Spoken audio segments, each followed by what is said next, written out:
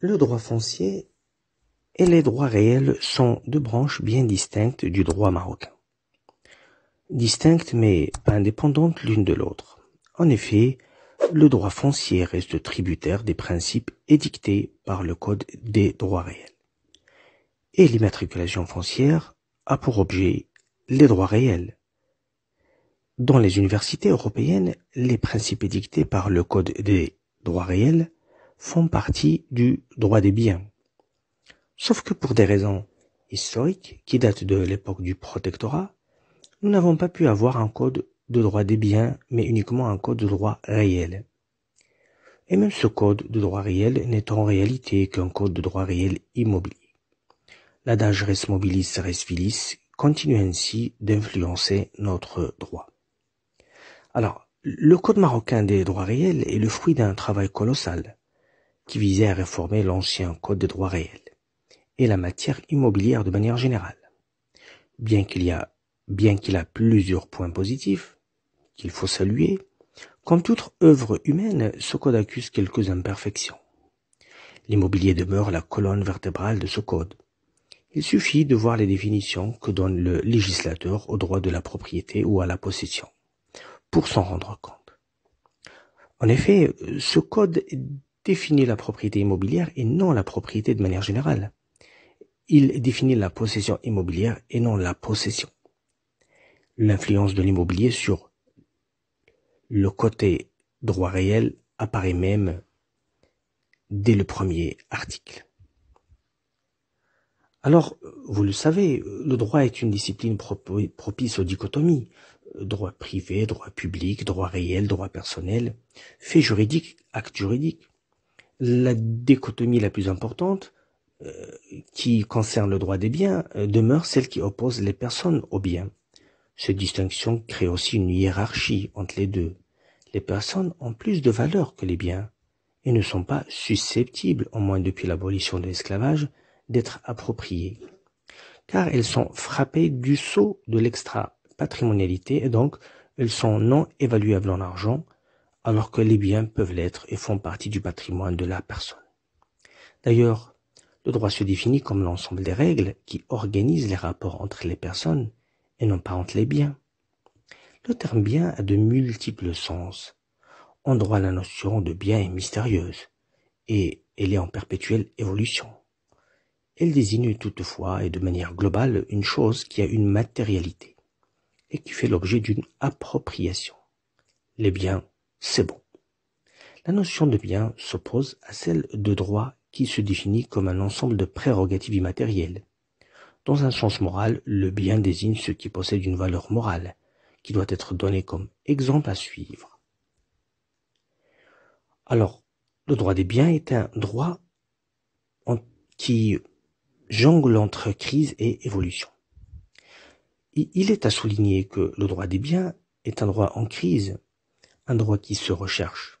Resté pendant longtemps immuable, ce droit est appelé à s'adapter aux changements socioculturels, économiques, et un monde où la crise est d'une banalité suffocante. La richesse rurale a laissé sa place à la richesse industrielle. Cette dernière a laissé à son tour sa place à une richesse financière. Et la ruralité s'est effritée en faveur de la finance et l'incorporel, à telle enseigne que le chant du coq, les cloches bovines ne sont plus vraiment les bienvenus dans les campagnes. Ce droit, qui est à l'origine conçu pour un monde agraire, est appelé à répondre à de nouveaux besoins, à donner de nouvelles solutions, mais aussi à subir de nouvelles influences. Il est aussi obligé de s'adapter à un monde où l'intelligence artificielle, la robotique et l'animal ambitionnent de devenir des personnes juridiques. D'un côté, la créativité de l'homme a poussé les législateurs à protéger les œuvres de l'esprit, et le code de propriété intellectuelle ont vu le jour, un peu partout, influençant ainsi le droit des biens. D'un autre côté, le droit de l'environnement, qui a vu le jour sous les coups d'une société post-industrielle, pèse directement sur cette branche de droit qui, comme tout être vivant, subit elle aussi les caprices de l'évolution. Le droit des biens reste tributaire des catégories fondamentales imaginées par les juristes romains, développées par les jurisconsultes musulmans et les faqirs, et maintenues au fil des siècles grâce au fiqh et à la jurisprudence. C'est un droit ancien certes, mais qui ne manque pas de s'inscrire dans la modernité. Cela est devenu même son principal défi. Combiner les catégories traditionnelles avec les nouvelles institutions que l'évolution impose. Ainsi, passé, présent et futur sont les temps au sein desquels ce droit est appelé constamment à se conjuguer. Sans cet effort d'adaptation, l'ensemble des textes fondateurs de cette branche de droit au Maroc ou ailleurs subiront l'usure du temps, le poids de la modernité et les caprices de l'évolution, mais aussi le despotisme de l'économie et l'invasion du numérique. Droit des biens, droit de l'urbanisme, droit de l'environnement. Quel rapport? Le droit des biens suit l'ère du temps et n'hésite pas à s'adapter aux évolutions socio-économiques.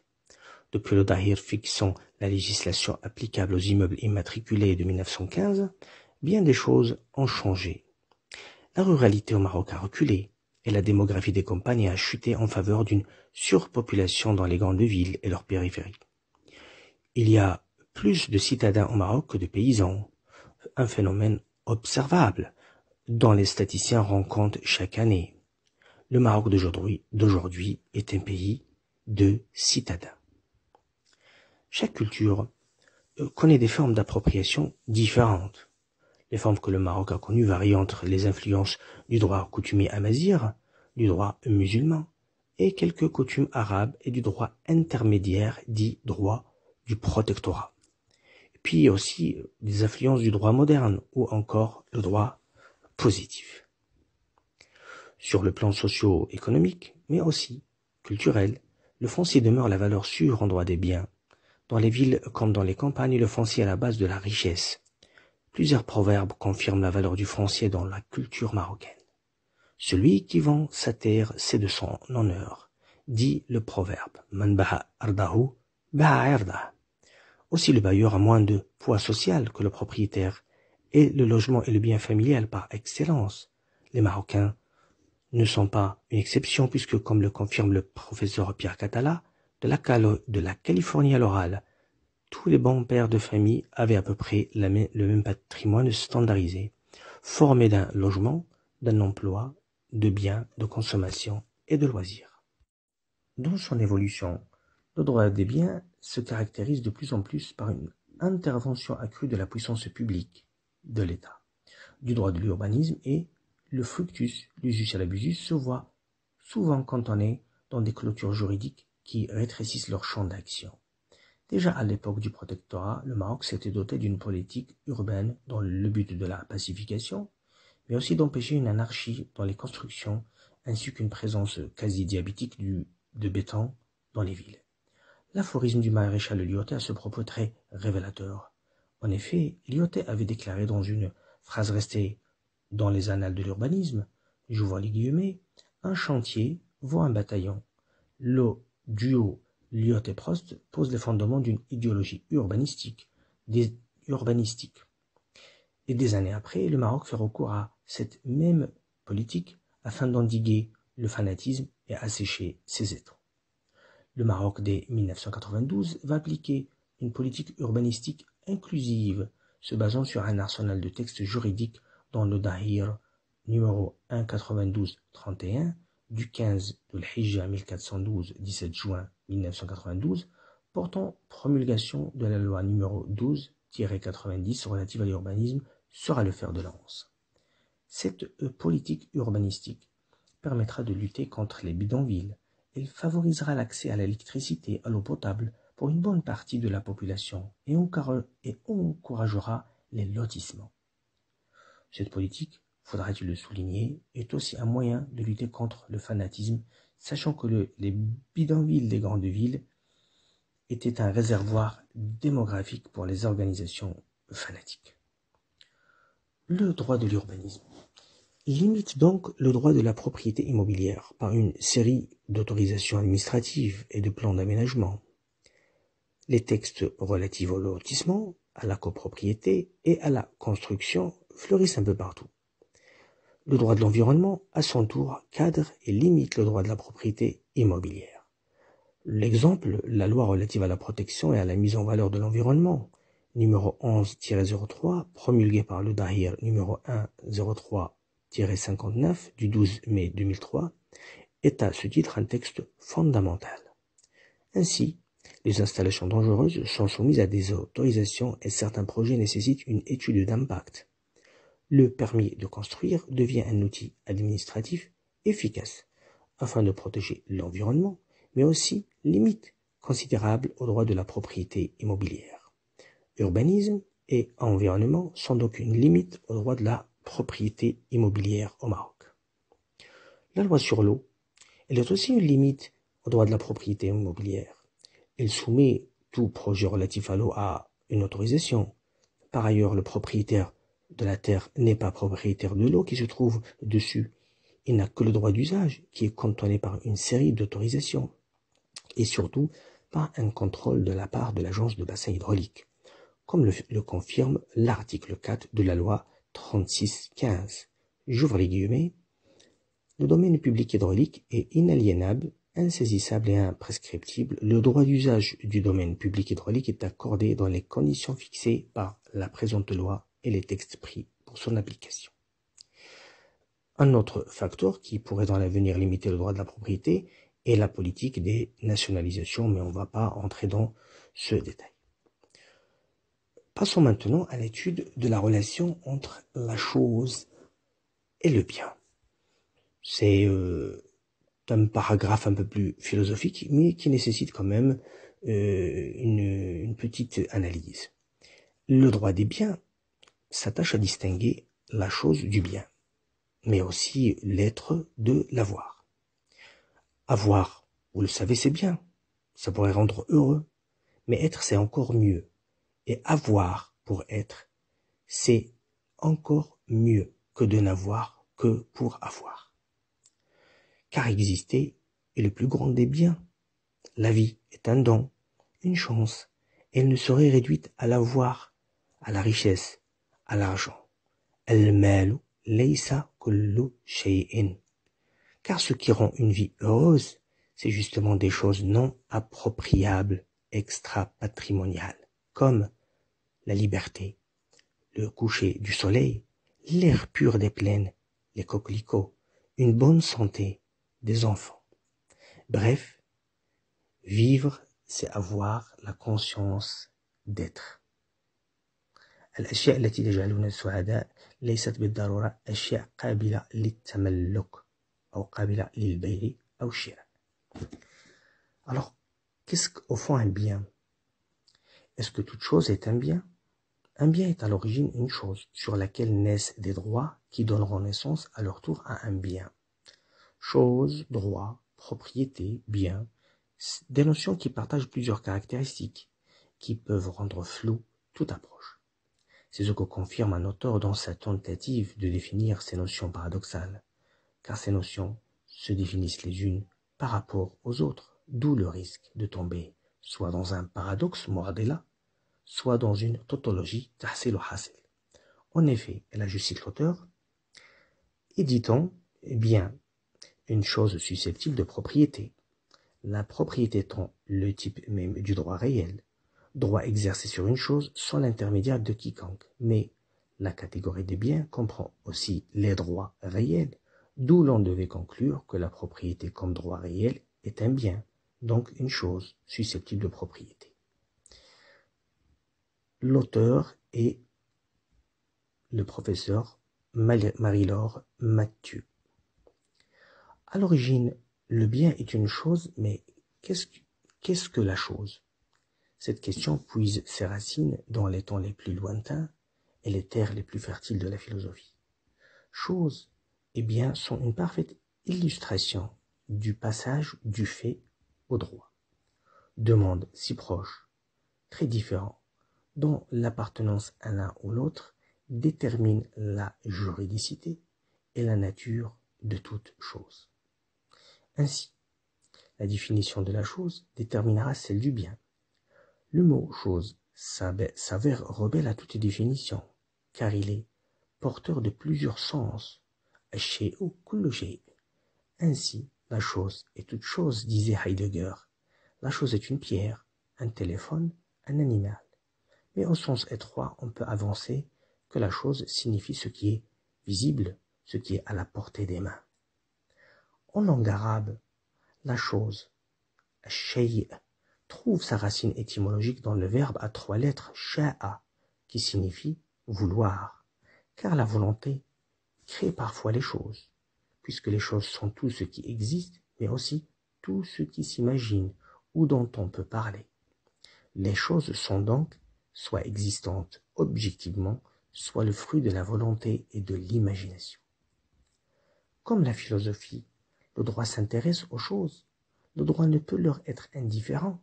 C'est un cadre normatif de vie.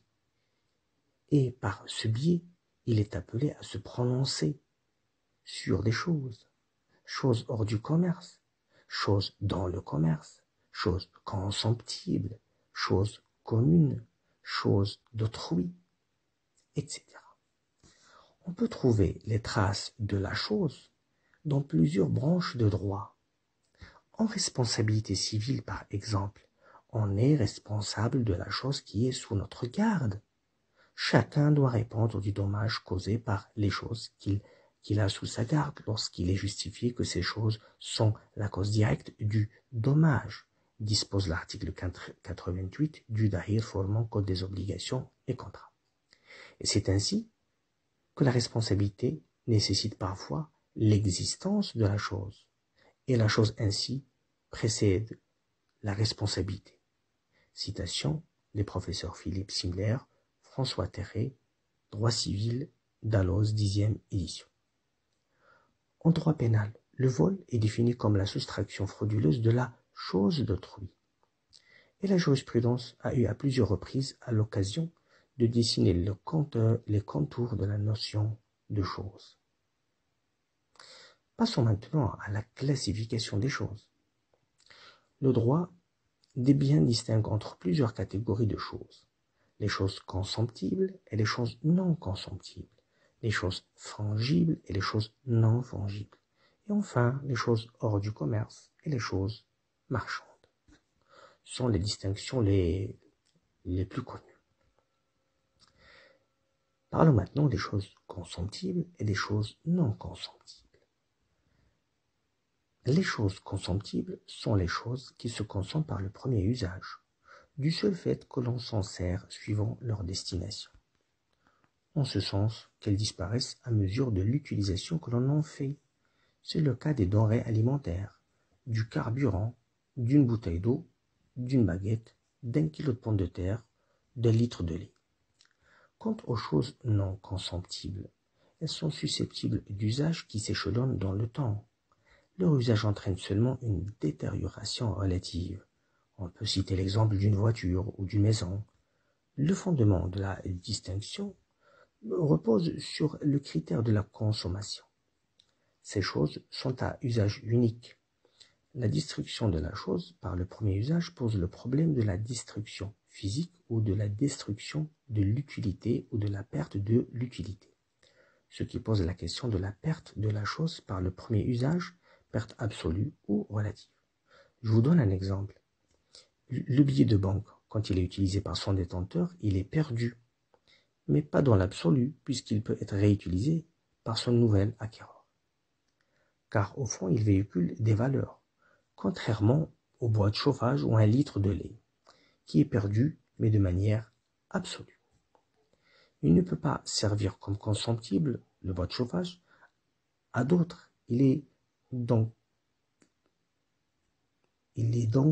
perdu, on va dire, de manière absolue. Alors, cette distinction présente plusieurs intérêts. D'une part, les choses consomptibles, comme un litre de lait qu'on boit, sont exclues du domaine du bail, puisqu'elles disparaissent par le premier usage. En effet, l'obligation de restitution de la chose louée est un élément fondamental du contrat du bail. Cette restitution n'est pas possible quand la chose est consomptible. C'est dans ce sens qu'un contrat qui donne une chose consomptible est susceptible d'être requalifiée en contrat de vente, dit la jurisprudence française. Aussi, les choses consomptibles ne peuvent pas faire l'objet d'un usufruit, mais plutôt d'un quasi-usufruit. Passons maintenant à la distinction des choses fongibles et choses non fongibles. Notion ancienne qui sert à classer les choses, la fongibilité renvoie à la distinction entre le genre et l'espèce et à la notion d'individualité. Elle est la qualité appliquée à des marchandises ou à des matières qui, n'étant pas individualisées, ne sont désignées dans un contrat que par leur espèce, une tonne de blé, 10 litres de lait, et leur quantité. Une chose fongible ne possède pas une individualité, une identité qui lui est propre. Il est une chose non individualisée et interchangeable. En effet, on appelle choses fongibles celles qui peuvent être exactement et identiquement remplacées les unes par les autres. Citation de Charles Dedelambe, cours de Code civil, volume 5. Ainsi, les choses fongibles ne sont déterminées que par le nombre, le poids ou la mesure.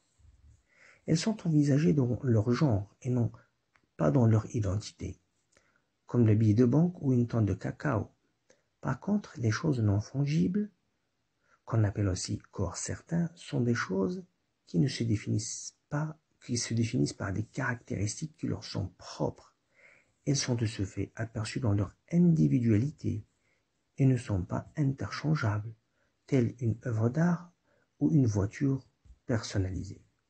La fongibilité est déterminée soit par la nature des choses, soit par la volonté des parties.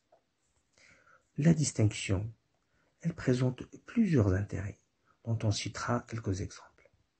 Tout d'abord, cette distinction a une influence sur la détermination du contenu des prestations contractuelles. En effet, pour le corps certain, il suffit que la chose soit désignée, alors que pour les choses fongibles, il nécessite une individualisation.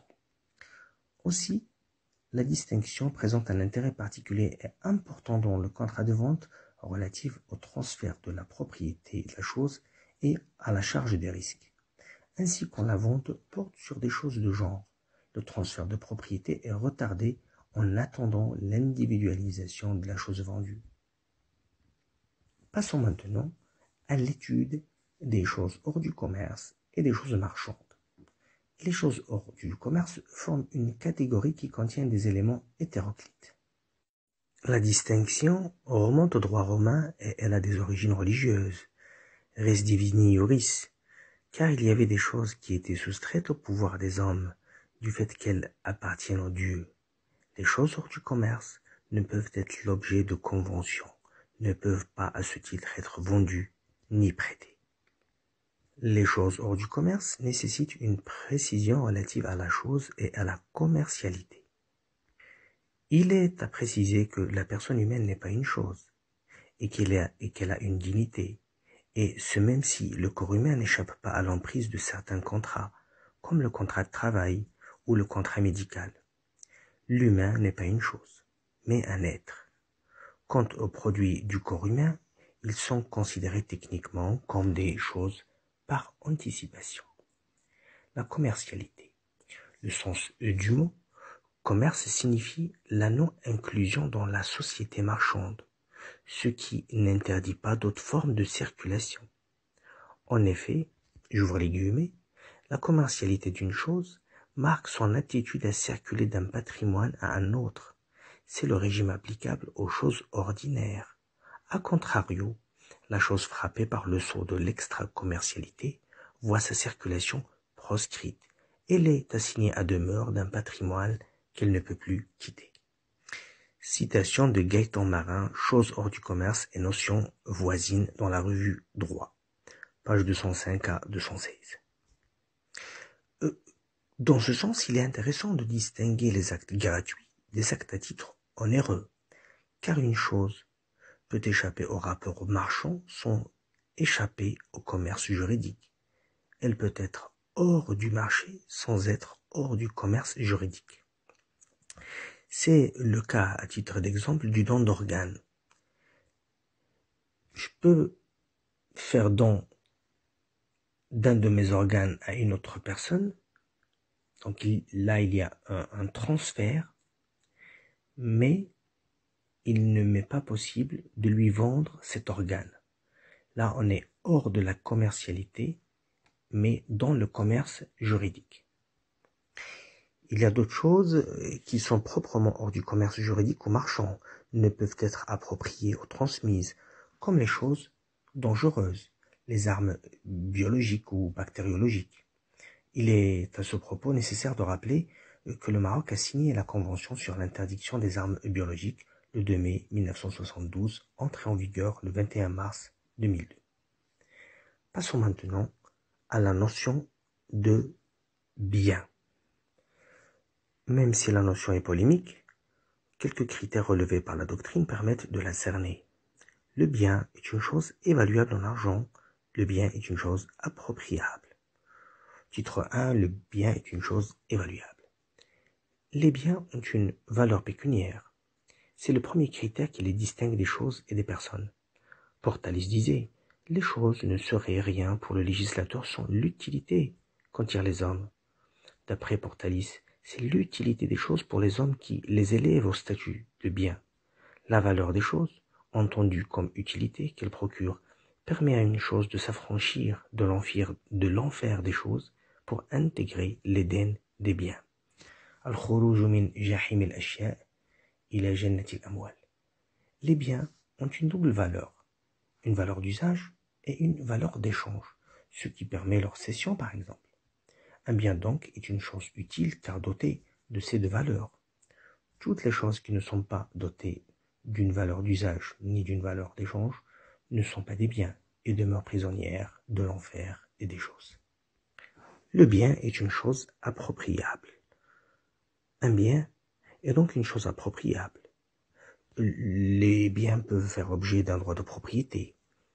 Un exemple de l'histoire pour mieux expliquer ce critère de l'appropriation. Avant que l'esclavage ne soit aboli, l'esclave était un bien, parfois qualifié de meuble, parfois même d'immeuble par affectation, car il est l'accessoire de la ferme. Le maître jouissait de tous les attributs que confère le droit de propriété sur l'esclave, et que sont l'usus, l'abusus et le fructus. Le fiqh avait même développé plusieurs types de contrats nommés de vente d'esclaves. Il a par ailleurs interdit la vente d'un esclave en fuite, bay' al-abiq, car le contrat serait gharar, c'est-à-dire un contrat aléatoire formellement interdit par le droit musulman. Après l'abolition de l'esclavage, les esclaves passent du statut de bien au statut de personne. L'esclave ne fait plus partie du patrimoine de son maître, il est sujet et non objet de droit. Quant aux éléments et produits du corps humain, ils ne sont pas appropriables. La personne n'est donc pas propriétaire de son corps, techniquement. Les éléments du corps humain ne peuvent pas faire l'objet d'un droit patrimonial. Ces choses-là sont hors du commerce. Le droit autorise toutefois des types de conventions portant sur des éléments du corps humain, tels le don du sang. Cependant, aucun profit pécuniaire ne pourra en être retiré. Passons maintenant à un élément très intéressant, c'est l'élément de la dématérialisation ou la notion de dématérialisation du droit des biens. Le droit des biens connaît un phénomène de dématérialisation dans le sens où plusieurs biens sont incorporels. L'expression de Jean Carbonnier est à ce propos révélatrice. J'ouvre les guillemets, l'entrée dans le monde juridique de ces objets qui n'en sont pas.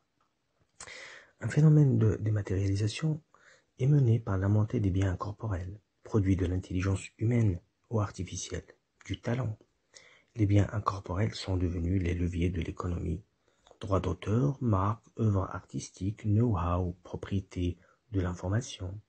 Ainsi, on est amené à parler de propriété intellectuelle, de possession incorporelle et même de la revendication de meubles incorporels.